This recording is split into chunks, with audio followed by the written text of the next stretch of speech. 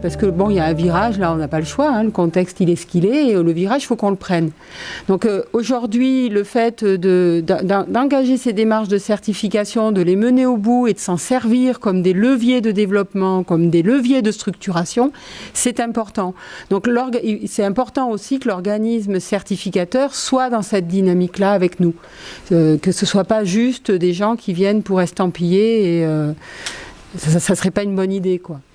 Donc oui, soyons proactifs sur le sujet. Je n'ai pas d'infos sur les demandes d'audit actuellement. Je pense que ça n'a encore pas franchement démarré, dans le sens où ils viennent juste, comme le disait Guy, ils viennent juste d'être accrédités par le COFRAC sur ce référentiel-là. Donc pour l'instant, on n'avait pas d'organisme qui était en capacité de faire des audits. Ça va commencer. Ce que je peux vous dire, pour l'instant, je ne pense pas qu'il y ait pas une demande. La demande n'est encore pas complètement là. Par contre, ils se préparent. C'est-à-dire que les organismes certificateurs aujourd'hui que je côtoie se préparent pour pouvoir mobiliser des auditeurs et avoir une capacité à mettre en place des audits sur la fin d'année 2020. Ils savent tous que de toute façon le deuxième semestre 2020 va être particulièrement chargé. L'année, mais comme toujours, on va avoir un joli pic en fin d'année, ça c'est sûr. Donc ils se préparent, oui, ils se préparent et ils mobilisent du monde pour pouvoir avoir des auditeurs pour intervenir, quoi. Y a des choses qui vont évoluer, donc on aura des choses en plus. Et donc jusqu'à présent, les évolutions du référentiel, elles étaient mineures, enfin référentiel d'IVA, et quand il y a eu des changements, on s'est adapté en interne pour faire évoluer. Là, est-ce que ça va nécessiter un accompagnement d'une structure extérieure? Comment vous voyez les choses? Est-ce que les organismes de formation, les prestataires, vont être en capacité de faire ces adaptations-là, ou est-ce qu'on va devoir repasser par des prestataires extérieurs pour nous accompagner sur cette adaptation des exigences? C'est difficile de faire une réponse unique à cette question parce que ça dépend un peu de chaque situation. Ce qu'on va voir apparaître, par exemple, on a pris l'exemple de la communication sur les indicateurs de résultats. Bon, ça c'est pas très compliqué à raisonner pour un organisme de formation. Ce qu'on va voir apparaître aussi, c'est ce que citait Marie-France vers la fin de son intervention, c'est la boucle d'amélioration. C'est-à-dire comment finalement on prend en compte des réclamations, des évaluations de satisfaction, différentes les réunions des formateurs, etc. pour raisonner l'amélioration de ce qu'on fait, c'est-à-dire tout mettre en phase.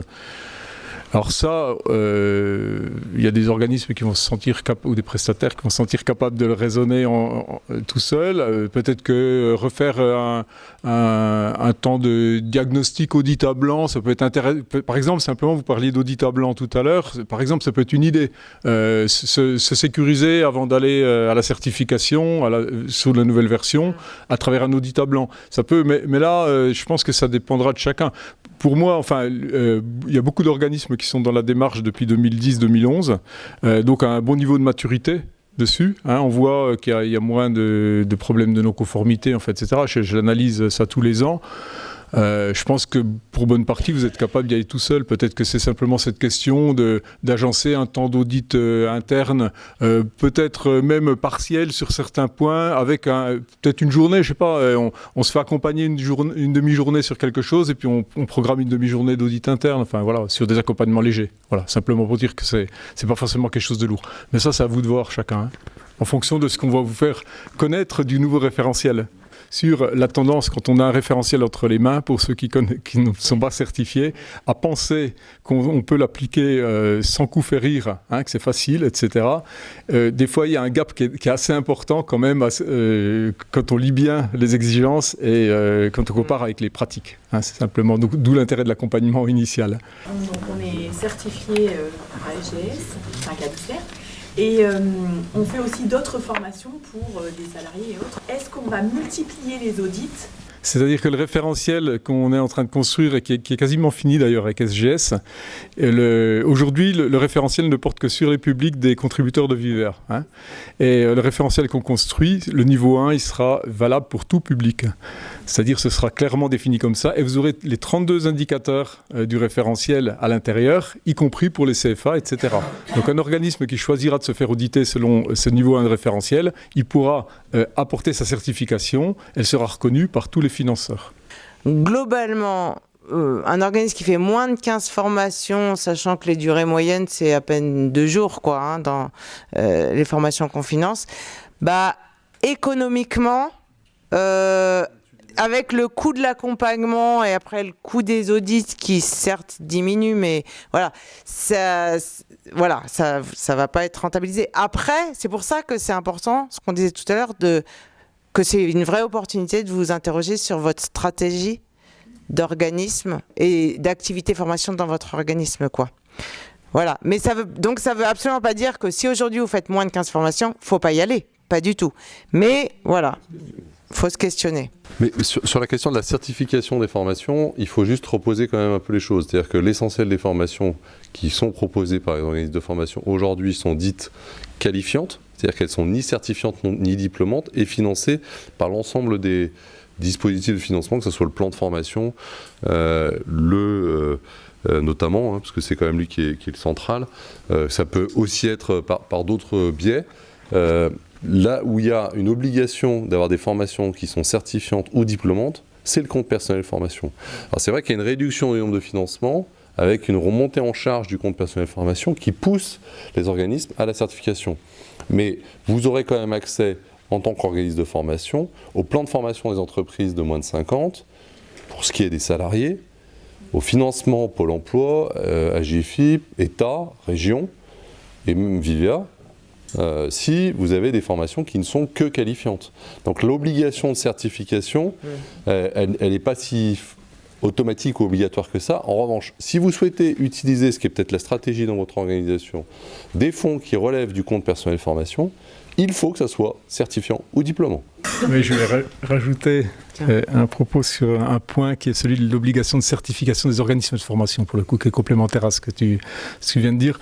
Le passé nous apprend, et Guity pourra en parler parce qu'elle était là même avant moi. Non.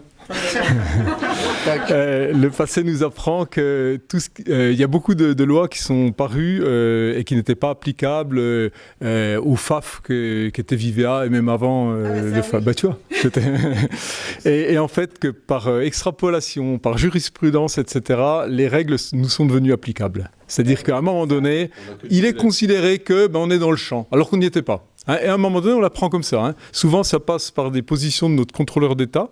Et on sait que lui, par exemple, il est plutôt favorable à l'obligation de certification actuellement.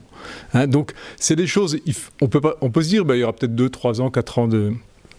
Je ne sais pas s'il faut appeler ça de répit. Non, mais je cherche un autre terme, parce qu'en fait, c'est pas un bon terme, mais de transition, ouais, c'est ça. Mais on voit quand même que l'histoire fonctionne comme ça. Ça, Damien l'a bien résumé.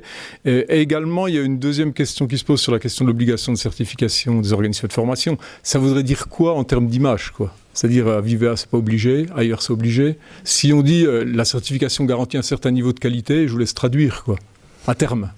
Vous avez intérêt en tout cas à vous mobiliser, j'allais dire, dès début janvier 2020, si ce n'est avant, pour rentrer dans cette démarche de certification, pour être dans les temps, si c'est le choix que vous visez la certification in fine, quoi.